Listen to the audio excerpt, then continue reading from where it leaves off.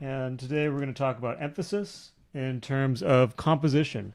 But before I do, let me explain a little bit about who I am, what we're doing here. I do these classes every week. I teach drawing fundamentals both online and at an animation school, and these free classes are the closest thing I can do to the kind of teaching I do in the classroom for free. And it's different than watching a YouTube video or um, yeah, it's different than watching a YouTube video or being in chat or something because it's a real time communication with speech, with pictures, almost as good as being there in real life. Best I can do for free online. Um, and I want these to be more of a discussion as much as possible. So instead of just me talking at you guys, like you can get that from a YouTube video. I'd like some as much back and forth, you guys to ask questions. If you are in the Discord, just feel free to talk. Don't worry about interrupting me. If you are on YouTube or you don't want to speak on the mic, you can type in the chat and I'll respond there. Um, so yeah, today we're going to talk about emphasis, which is the idea in composition that you can direct the viewer's focus to specific things. And this is actually really important. Um, if you think back to looking at a piece of art, how much of it do you notice when you first look at it?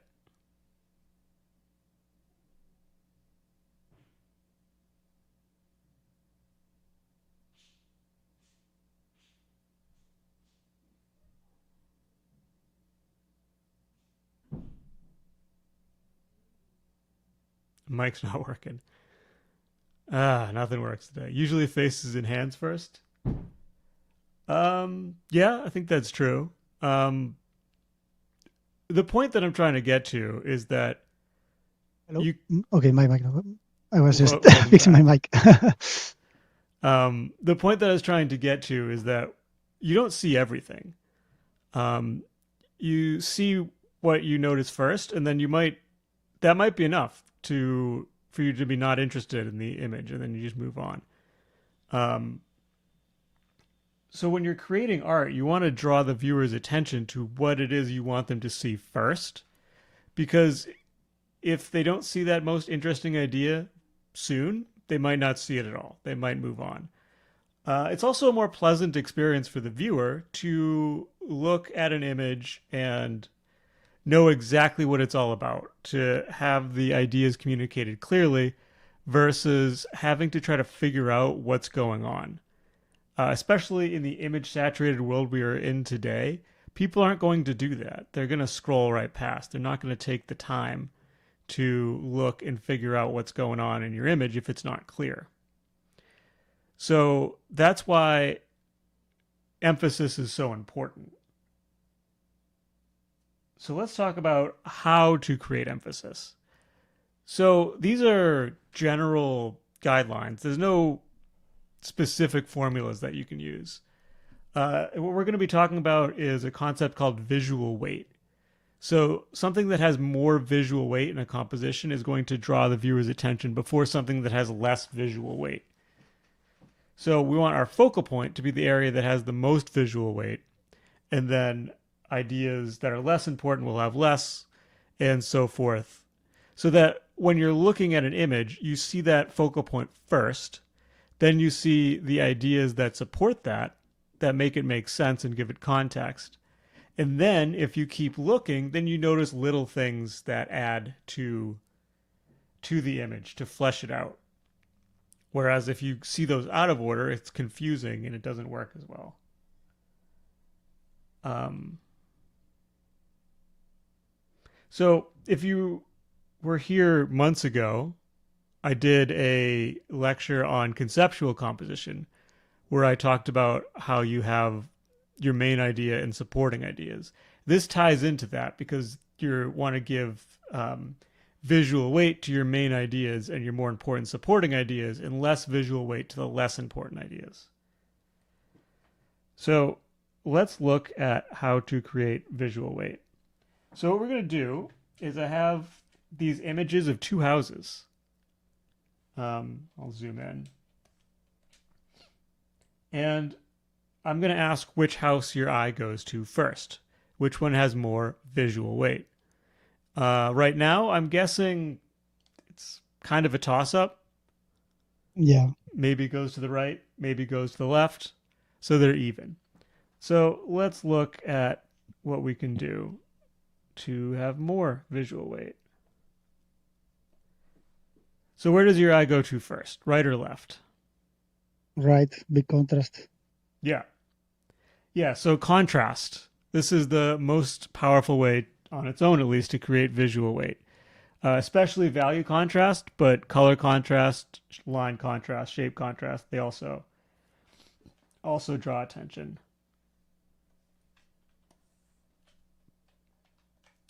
So if we look at this image, this is, I think, a very clear example of how visual weight, how value contrast creates visual weight. Where does your eye go to first?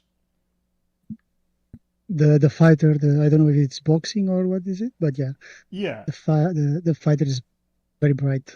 He's very bright, and he's surrounded by the rest of the composition being very dark. So your eye goes there right away. So movement. Where does your eye go to first? Which house? Right. Yeah. So it goes to the one on the right. And why? Because you have a bunch of lines that direct your focus to it. If you're looking over here, the line pulls you over here. Now, you probably don't want to have to do this in your composition where you put a bunch of bright red arrows pointing to what you want the viewer to see.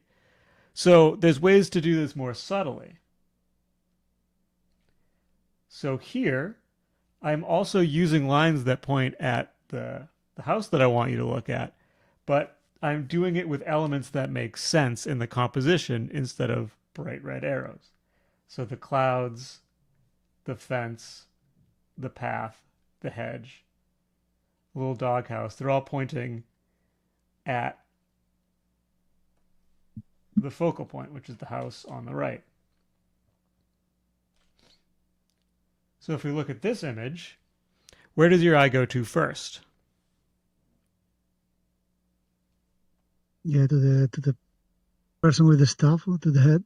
Like, yeah, they are using contrast with the bright light behind the head, and then everyone is basically pointing. Exactly. Yeah, there's contrast, and then all of these lines, the line of the cloak, all their arms, they're all pointing you right at this guy. So proportion. Where does your eye go first? Which house? Big one. Yeah, the one on the right. So you're going to notice things that are bigger before things that are smaller, right? Like it takes up more space. It's going to have more visual weight. And this one is obvious, but people still don't do it sometimes. Yeah.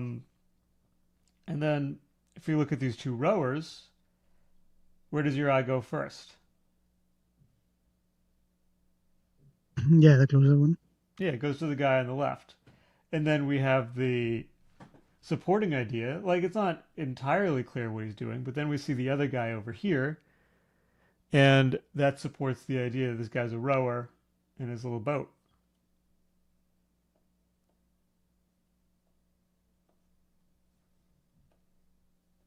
Position.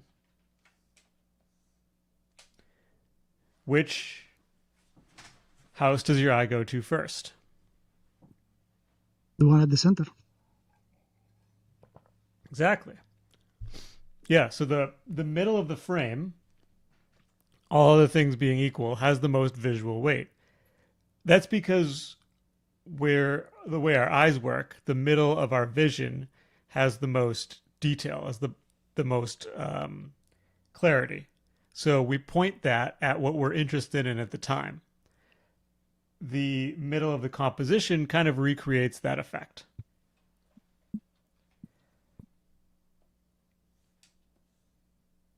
So in this composition, where does your eye go to first? Yeah, it's right in the Yeah, middle. the dude right in the middle, clearly. Um, but you've probably heard not to put elements in the middle. This is pretty common composition advice. But would you say that this painting has bad composition? No. No. So yeah, the rule about not putting things in the middle, it's not a terrible rule, but it's not a great rule either because you can often put things right in the middle of the composition. You've probably heard of the rule of thirds. This is a big one that Yeah. people talk about when it comes to composition. So the rule of thirds is that you divide your image into thirds and you want to put your focal points on those thirds as much as possible. But if the middle has the most visual weight, why would you put your focal points on the thirds? Give you guys a Okay. minute.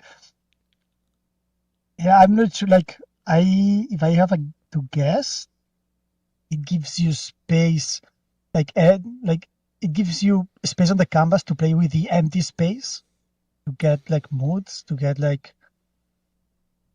I guess I'm not sure. Like, just Yeah. So the downside of putting things in the middle is that if you have a lot of visual weight in the middle, it can really overpower the rest of the composition. And for mhm. something like this guy, where you just have this one main idea, it works. But oftentimes, if you have more than one idea, then if you put the main idea right in the middle, people won't get to the other ideas. Yeah, The other issue is that it's hard to balance because if I have my main idea here and then I want to have a supporting idea here, it's going to be unbalanced unless I put another supporting idea here. And maybe I don't want it to be symmetrical. So that's the downside of the middle. The other thing that we talked about is you don't want to put your main elements near the edge of the frame because that's a compositionally weak area.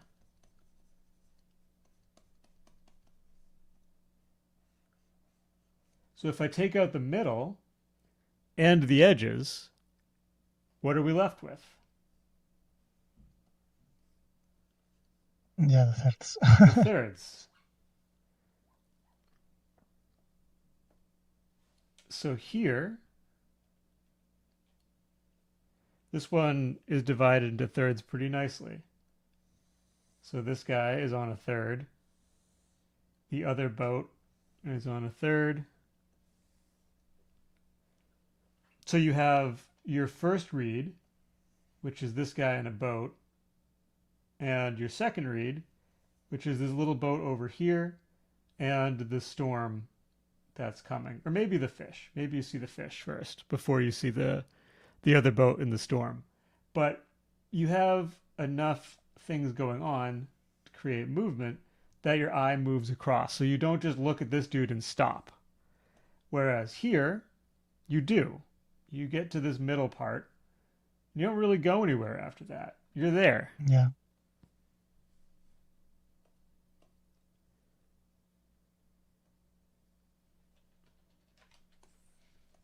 Okay, framing. Which house does your eye go to first? To the white circle, yeah. It's Yeah. the YouTube thumbnail technique, yeah. Arrows and red circles. Yeah. Pretty obviously the one that I circled with a bright red circle. But like with movement, you don't need to do this so heavy handedly. You can use elements that make sense in the composition to create these frames. The other thing is that a frame like this, it keeps the silhouette clear, which is another thing that attracts visual weight. You can see the element much more clearly when its silhouette's not broken up, even if things aren't completely overlapping it, just having a bunch of other lines contacting it hides the silhouette a little bit, which makes Mm. it gives it a little bit less visual weight. So this can be really obvious, like here where we have this frame within a frame. It draws your attention right to Antony. Or sometimes they're a little bit less obvious, whereas the block behind the skull is framing him and his instrument, so your eye goes right to that. Or here, the shape is basically its value. So you have these dark values below and on the sides, which you get this little triangle.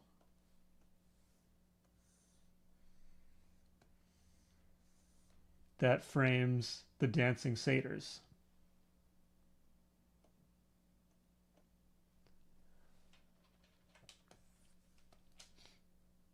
And once again, which house does your eye go to first? Yeah, the detailed one. Yeah, the one with all the details. Again, not too surprising. Detail attracts visual weight as well. When you're adding more information to something, you're telling the viewer that that's more important. Similarly, like how I talked about earlier, the center of your vision has the most detail, the most clarity. So you point that at what's the most interesting. And that is, sorry, and the areas around that will have less detail. If you want to try this out for yourself, what you can do is you put your hands off to the side. You can probably see them. I can see my hands right now. But could I tell how many fingers I'm holding up? No. So you have that level of vision around you, but you don't have detail except where you're focused. And you can use that in a composition to draw the viewer's attention. So where does your eye go first in this painting? The keel.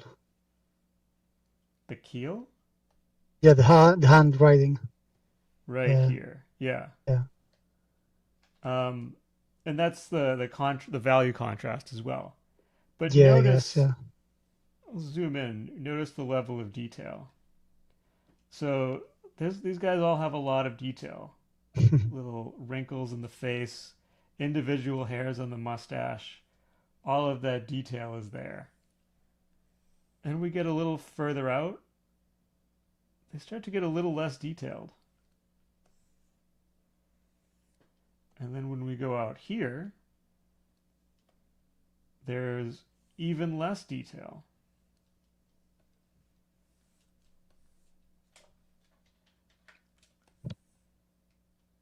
So the main idea is all going around in here, and then out here, you have the supporting detail of kind of where they are.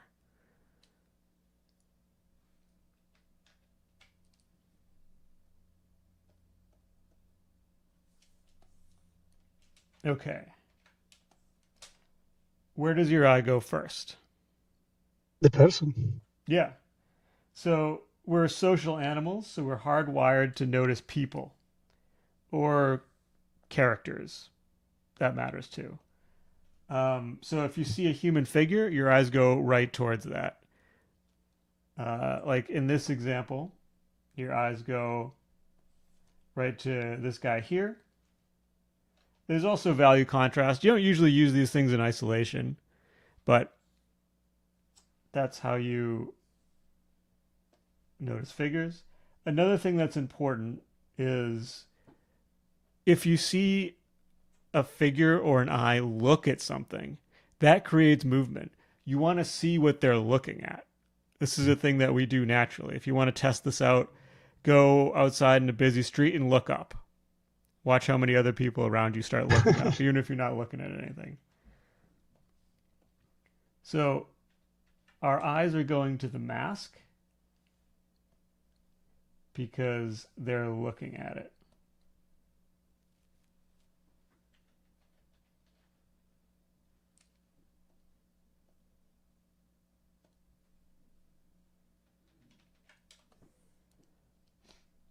So, which house does your eye go to first? The more saturated one. Yeah, the brighter red one. Um, Bright, vibrant colors attract the eye, and especially in contrast. But even on their own, they're very eye catching. You look at this painting. I think it's very clear where your eye goes first. Right in the middle, the only bright color besides that accent there, and that's where your eye goes right away. So the last one is a little trickier. It's hard to demonstrate exactly. Um, where does your eye go to first if you read the text? Well, the first thing is the text. Yeah, It goes right to the text. and then you look at the Yeah, and image. then yeah, to the left one. Right, because you're expecting it. You've been told that that's what's important. So Yeah. what you're looking for when you're looking at an image is going to have a lot of effect on its visual weight. Like if you're looking for a Where's Waldo, it's going to look different than when you're looking at a portrait. Um, if you were reading, I got rid of the text here. You were reading this in a Western comic, you probably go to the left first because you've been reading from left to right. In a manga, reading from right to left, you might go to the right first. So this isn't really as much a strategy for creating visual weight as much as you need to be aware of what the viewer expects from the image. This is especially important in something like film where your images are in context. Like what has been set up in the previous scene that the viewer expects to see in this scene. That's going to affect the visual weight. The example I have here is I don't remember the name of this church off the top of my head, but this is painted on a ceiling. So that context that people are going to be looking up affects the visual weight. It's going to pull deeper into space, so you put the focal point right there. Now, the lines, they're also creating movement towards that area. So it's not just one thing, but it's something you need to consider. Um, so let's go back through these again, and let's look at how these strategies are combining. Because it's not just one thing, right? All of these are using a bunch of strategies. I just highlighted the one that's most obvious. Also, if you guys have any art that you want to show, your own from other artists, put that in the chat. I'd like to not just do Okay. the same ones I always do for this. Um, so we also have the lines of the ropes. They're all leaning towards this guy. We got people looking at him. Even this guy up here, you can't see him that well, but he's looking. So there's a lot that drives your attention to this very strong focal point.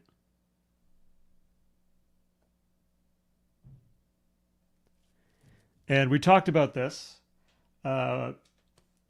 focal point here, but you can rehash that there's a lot of value contrast because everything else is darker behind him. There's also this framing going on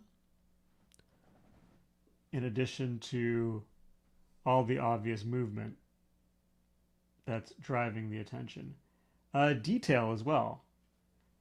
There is all this detail here, here, here, and here, and much less out here. And also, no detail here. Hmm. Yeah, do you see? So Yeah. detail drives visual weight, but also a lack of detail can when there's contrast. So this is proportional contrast. You have a bunch of little shapes around it, and then there's one big shape.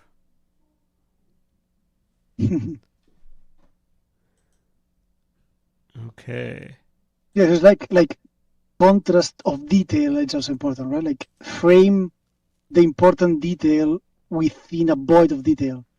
You have Exactly. contrast of detail.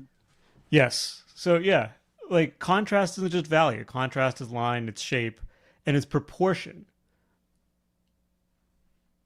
And that's what, yeah, contrast of detail is contrast of proportion. And this was posted in the chat from Suboptimal. Thank you. And yeah, I have With noticed that you've been focusing on composition a lot, and it's really working out for you. yeah. But yeah, it's really working. So, and you're doing all of these things here, right? The value contrast is really Yeah. obvious. Um, Yeah, that was like and the then framing. It's a literal frame, your a yeah, window literal frame. frame, but it's in the picture, so it makes sense.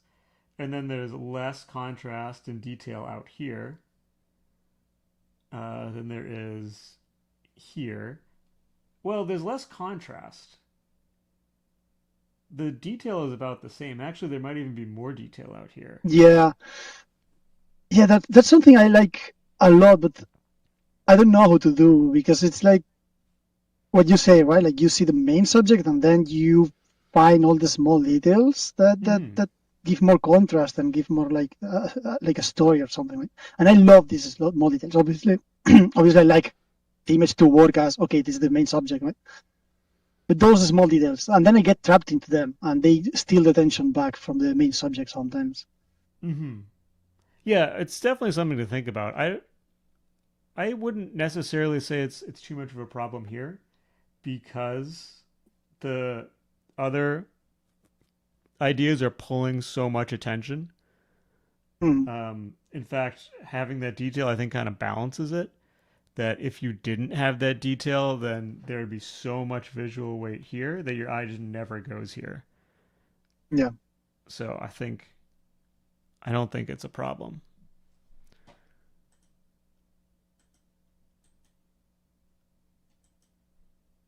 Okay, got another one.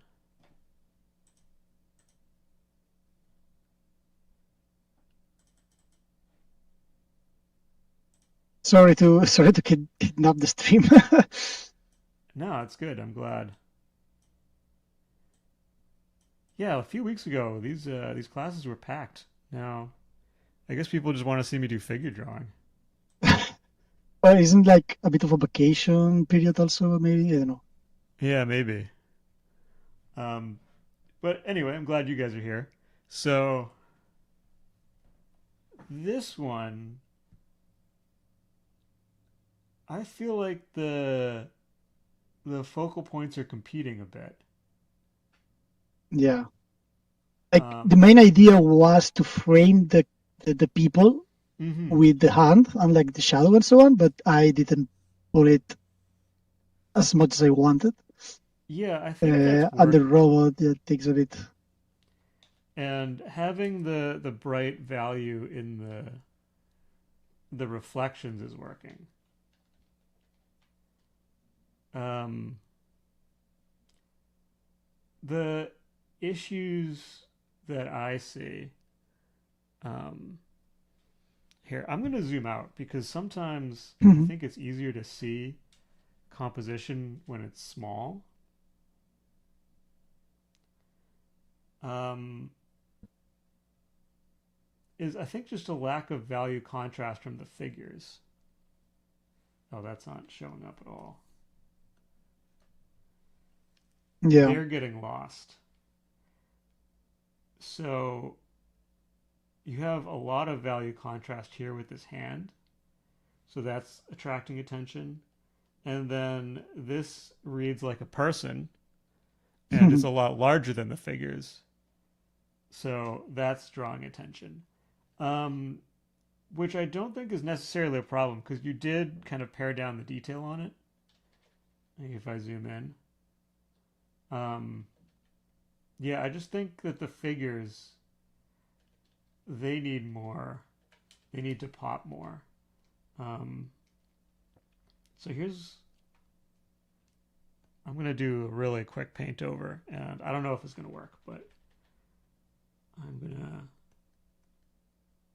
make their highlights even stronger. And then this Yeah, that area behind them, I'm going to try to pull down that value as much as I can without breaking the depth. yeah, that's something like what you did with the highlights right now, right? Like bringing them a lot more. I know that it's a fast edit, so it's just like maybe a bit too much, but this kind of stuff I struggle also a lot because it's like, oh, but it's not realistic, right? If I look it and I say, okay, why are they so highlighted if the hand that it's at the same level, right? Like receiving the same amount of light, it's Mm-hmm. not as much. And if I do it with the hand, then everything gets lost. You know, I struggle a lot balancing this because I feel like I have to do it more realistic. You Yeah. know what I mean? Yeah. No, that's tricky. Um, yeah, it really is a balance. I think like it depends, right? Because how important realism is for this project. Because a lot of the time you can cheat quite a lot, and Yeah, it's fine. Um, Especially if it's something that's less grounded. I get the sense that you want this to feel pretty grounded, like a real place. yeah.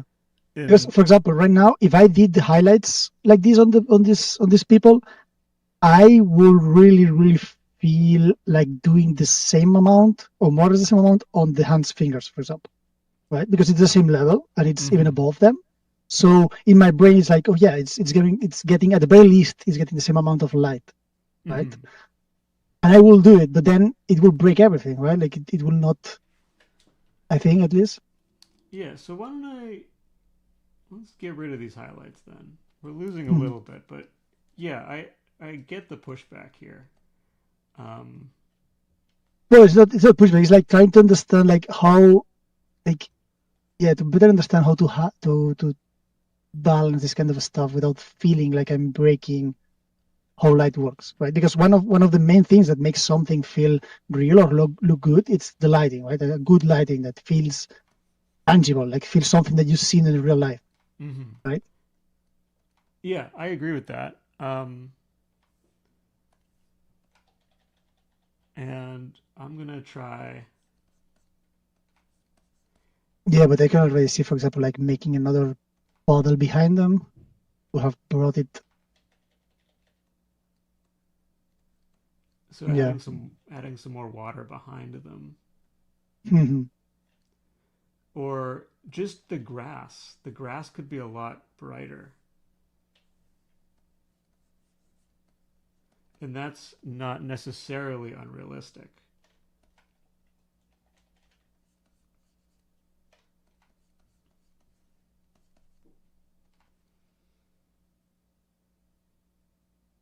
I'm just Yeah, spitballing yeah, here, but I can though. see it.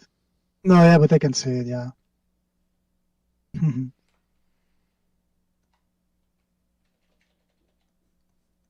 Or I also wonder, like, let me try something else.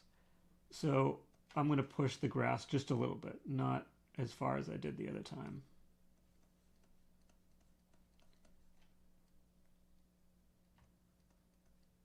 I'm going to try to go a little. Oh, that's actually worse. Try to go a little more subtle. And then you have this path here. Try to give that more contrast and use that to direct the focus. So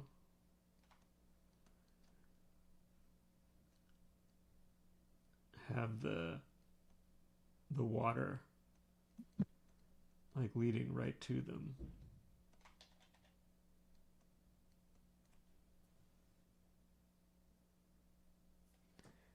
I think that helps a bit. Yeah. Oh, yeah. It works very nicely. But yeah, I think this is Yeah, thank you. you're welcome. This is an example of like I'm not changing anything in terms of realism, um, Mhm. but it does it has a big impact on the effect of the image. Um, Yeah, I need so much more practice. I'm not drawing near enough. I should be drawing a little more.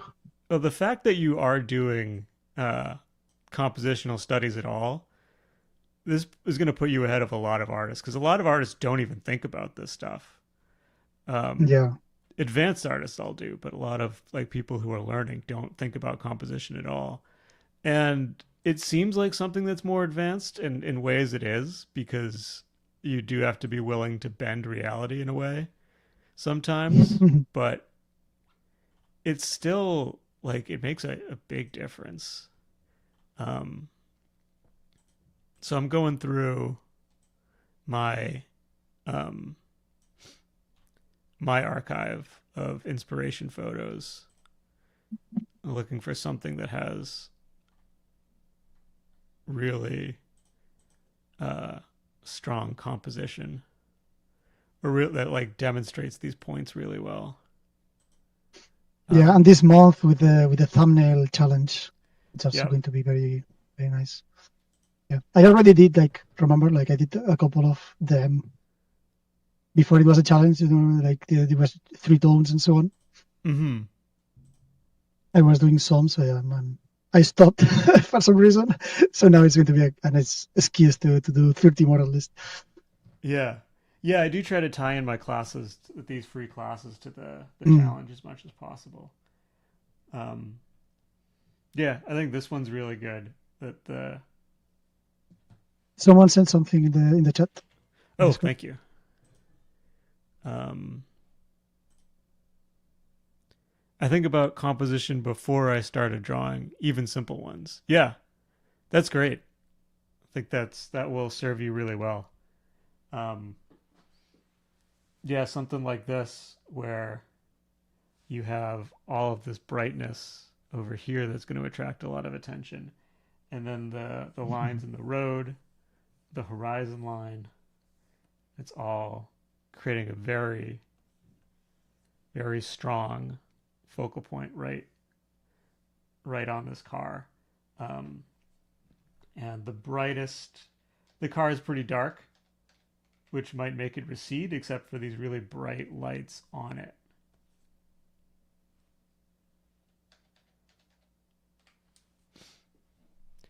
Um, Actually, that leads me to a point that I should have made is that the way that you draw attention and the way that um, you use things like movement and contrast, they create a feel as well.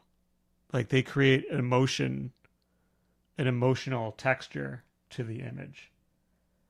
Like something like this, it feels exciting. And the subject matter is exciting, but it feels exciting compositionally as well. Like you have all these really strong movement lines, which makes your eye move fast across the page, and like Yeah, really big transitions of value. So high contrast, big movement, and that's going to make your eye excited. It's going to have you jump across the page. I want to try to find something that contrasts that a bit, where it's like purposely more still. Because it seems like, yeah, big movement, big contrast. That's great. That's what you want. But not always, because that can make it feel too exciting for the subject matter. Yeah. Maybe you want something a bit more reserved. There is something you mentioned before about the edges, right? Like the three-thirds rule that it's not necessary but helps. Like something I like to that was before drawing. That was actually doing on 3D with Blender, but composition also apply, right? Like something I like to do was try to push the attention to the edges of the screen. Mm. Didn't work because I had no No. clue what I was doing. But that's something that I like. I like as in because it was. I mean, I was going for like some kind of unsettling mood, you know. So like trying to push you out of the center, right? It was something I was trying. Let me see if I can find something. You know what though? Uh, That makes a lot of sense because like these compositional rules, they exist for a reason because you don't want people to be unsettled usually. But yeah, if that's your goal, then breaking the compositional rules, that makes a lot of sense. That reminds me of The Shining. If you've ever seen that movie, yeah, uh, of course. Kubrick breaks a lot of film rules in that movie in a subtle way. And Yeah, obviously he knows what he's doing. It it's purposely jarring in places. The edits feel uncomfortable. I have a Um, drawing in which I did the same. Yeah, for example, this one, right? And I pushed. I don't know if it really works, but I pushed the subject, right, like the person, right to the very bottom, right under the huge building, whatever. for people on stream, I'll bring this in so they can see Oh it. yeah, Um, like I use the contrast and like everything is pointing there, so I have some of the regular methods of bringing the attention yeah. there, but I'm trying to push it down, like you know. Hmm. You know, I think this works, even though the framing is low, because these lines on the outside pull your like. If I follow the movement, it's pushing down, but then these push back up, so it doesn't completely push you out. And then these lines kind of pull up as well. So you ended up balancing it at least a little bit. Um, Nice. Let me do a little experiment here. Like, what if I take Mhm. this stuff out?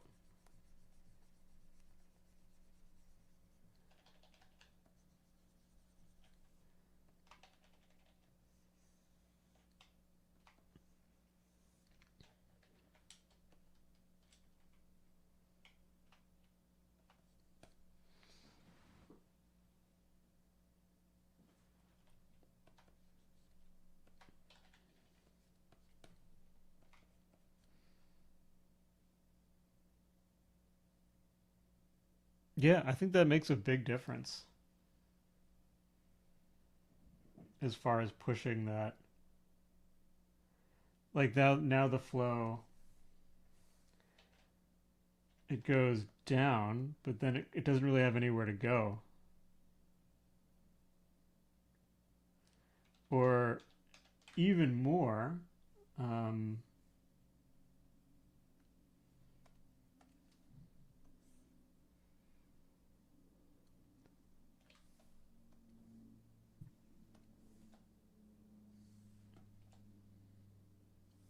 if I get rid of that altogether, I think now it feels even more unbalanced. You have all of this dark and then this focal point right Yeah. here. Um, okay, so I do want to wrap soon, but I wanted to draw attention because I did that really high contrast, high movement one. I want to do one that's more mellow. So a lot less contrast, a lot less movement Yeah. is happening here. But I would say that doesn't make it worse. I think that makes it successful in its own way. If this was as exciting as this, it wouldn't Yeah. it wouldn't work. It wouldn't have that same emotion that we want. So this one, it still has movement, right? You have this line, these lines that lead to the character, a little more subtle ones here. You have a Mhm. little bit of framing going on. Um, so the and then there is more contrast here and here than elsewhere, but it's not a lot. So the movement is slower, the contrast is less exciting, um, but it's all still there. So that's part of that feel as well. Um, Yeah, it's like going back to the colors, right? Like you get drawn to different colors. Everything is very white mhm, and brown for the tree, but then you have these pinks and purples and greens right in the middle, mhm. golds that bring your attention. Yeah. Yeah. Okay. So should probably wrap. Thanks for coming out. Um, thanks for giving this a back and forth. If this was just me talking, it wouldn't have been very interesting. We do these every Wednesday at 10 a.m. Pacific Standard Time, -8 UTC. If you are not a member of the Discord already, you can join, and then we do these classes every week. You can talk on the mic. You can also get feedback and all that good stuff. Connect with other artists. We have a really great crew of artists of all skill levels. Um, I think Suboptimal here can attest to how we push each other to get better. I know I've seen a Yeah. big improvement from your work in the Thanks. past year or so, a little bit less.